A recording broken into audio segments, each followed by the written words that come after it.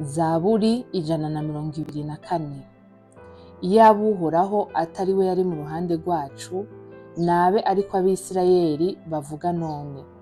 Iyaba Uhoraho atari we yari mu ruhande rwacu, hamwe abantu badukurira hasi, baba baratuyongobeje tukibona, hamwe uburake bwabo bwarurumba kuri twebwe. Amazi aba yaraturengeye rwose, isuri iba yararenze ubugingo bwacu, amazi asuriranya aba yararenze ku bugingo bwacu. Uhoraho ashemagizwe atadutanze ngo tube inyama z'amenyo yabo. Ubugingo bwacu bukize nk'uko inyoni iva mu mutego w'abatezi, umutego uracitse natwe tuvamo turarokoka, ugutabarwa kwacu kubonerwa mu izina ry'Uhoraho yaremye ijuru n'isi. Amen. Zaburi 125. Abizigiye Uhoraho bameze nk'umusozi Siyoni, udashobora kunyeganyizwa ariko wamushimangiye gushitsa ibihe bidashira. Nk'uko imisozi ikikije Yerusalemu, niko Uhoraho akikije abantu biwe, uhereye none ugashitsa ibihe vyose. Kuko icumu ry'ubugabe ry'abanyakibi ritazokwama rishinze mu mugabane w'abagororotsi, abagororotsi boye kuramvurira amaboko ibigabitanyo. Uhoraho, girira neza abanyenda nziza, ubona abatunganye mu mitima. Ariko abizimagiriza mu nzira zabo zigoramye, Uhoraho azobashorerana n'inkozi z'ibibi. Amahoro abe mu Bisirayeli. Amen. Zaburi 126. Hamwe Uhoraho yagarukana ab'i Siyoni, bari barambukanywe ari nyagano, twari tumeze nk'abarota. Ico gihe akanwa kacu kari kuzuye ibitwengatwenga, n'indimi zacu zari zuzuyemwo indirimbo. Ico gihe mu mahanga bavuga bati Uhoraho yabakoreye ibikomeye. Ni koko Uhoraho yadukoreye ibikomeye, natwe turanezerewe. Uhoraho, abambukanywe ari nyagano utugarukane, tumere nk'imigezi y'Inegebu. Ababibabarira bazokwimbura banezerewe. Naho umuntu agenda arira asohoye imbuto, azogarukana akanyamuneza azanye imbambo ziwe z'ivyimburwa. Amen. Zaburi 127. Uhoraho iyo atari we yubaka inzu, abayubaka baba baruhira ubusa. Uhoraho iyo atari we azigamira igisagara, umuteramyi abera amaso ubusa. Bibaruhiriza ubusa kuzinduka kare, mugateba cane kuruhuka, mukarya umutsima w'ubutame, uwo akunda abimuhera mw'itiro. Abana nibo ngabire Uhoraho agaba, imbuto zo mu nda nizo mpera atanga. Nk'uko imyampi yo mu ntoke z'umuhizi iri, niko abana bo mu busore bamera. Hahirwa ufise umutana buzuyemo, abameze batyo ntibazoteterwa, nibagira ico bavuganira n'abansi babo mu marembo. Amen. Zaburi 128. Hahirwa uwubaha Uhoraho wese, akagendera mu nzira ziwe. Ibikorwa vy'amaboko yawe bizogutunga, uzonezerwa, uzohirwa.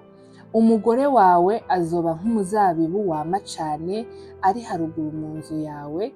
Abana bawe bazoba nk'utugemwe twa elayo, bakikije ameza yawe.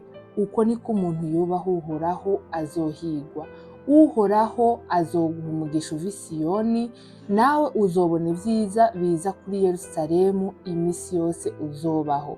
Mbere uzobona abuzukuru bawe, amahoro abe mu Bisirayeli. Amen.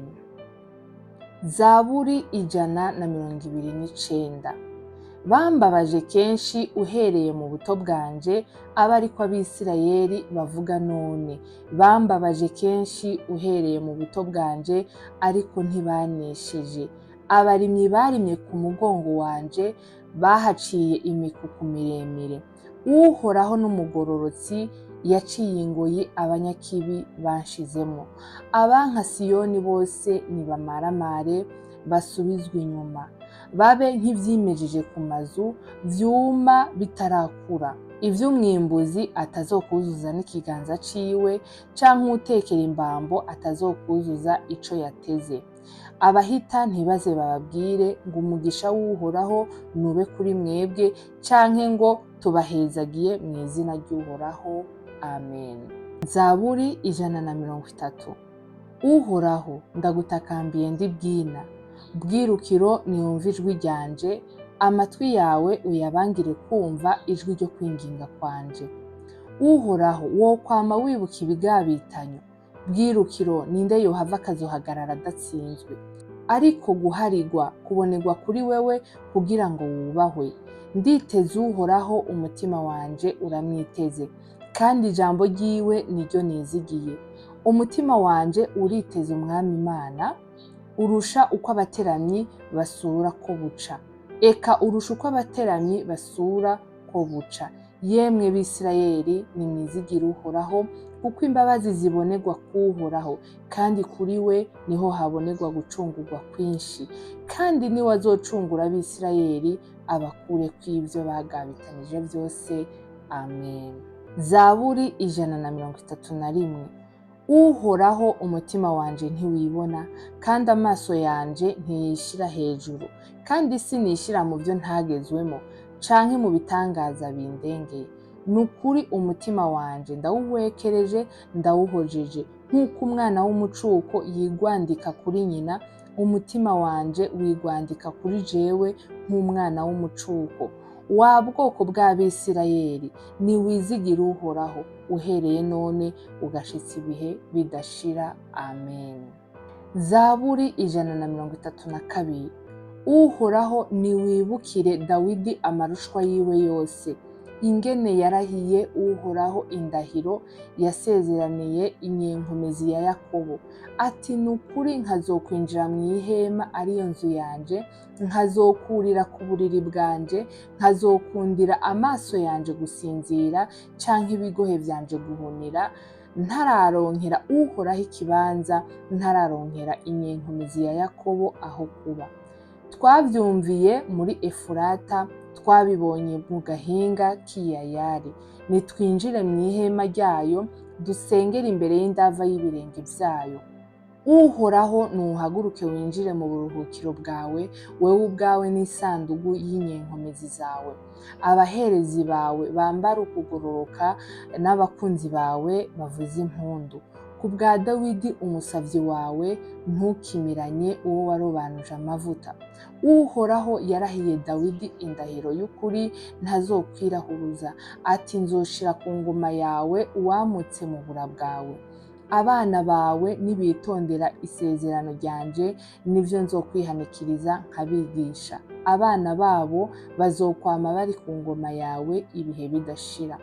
Kuko Uhoraho yatoranije Siyoni, yahagomwe ngo habe, ati aha niho buruhukiro bwanje ibihe bidashira, aha niho nzoba, niko nahagomwe.